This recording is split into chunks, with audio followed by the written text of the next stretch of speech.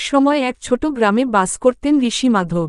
তার পরিচিতি ছিল মহাশক্তিশালী, কিন্তু তার রহস্যময় জীবন সবার কাছে অজানা। গ্রামের বাচ্চারা বলত, ঋষি মাধবের কাছে গিয়ে যদি সৎপ্রাণে কিছু চাও, তবে তিনি তা পূর্ণ করেন, কিন্তু শর্ত ছিল, চাওয়ার আগে নিজের অন্তরের সত্যটা জানো।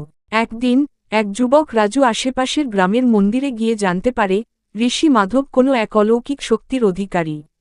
সেই সিদ্ধান্ত নেয়, ঋষির কাছে গিয়ে তার মনোবাসনা পূর্ণ করতে চাইবে। রাজু এক রাতের জন্য ঋষির কাছে যায়। তার চোখে ভয় আর কৌতূহল ছিল, কিন্তু সে জানত, এই রাতের পর তার জীবন বদলে যাবে। ঋষির কাছে এসে রাজু বলল, ঋষি মহারাজ, আমি আপনার কাছে এসেছি।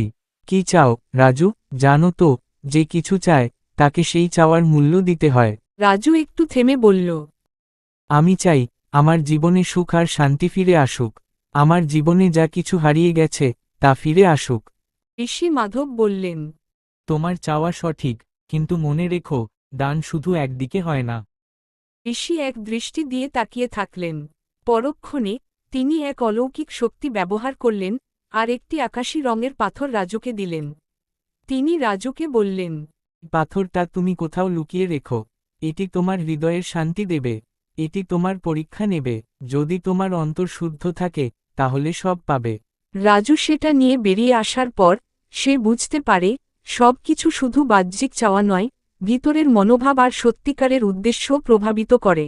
কিছু দিন পর রাজু তার নিজের অন্ধকার জীবন থেকে বের হয়ে আসে। তার মনে শান্তি ফিরে আসে এবং তার হারানো বন্ধুত্ব, ভালোবাসা সব ফিরে আসে।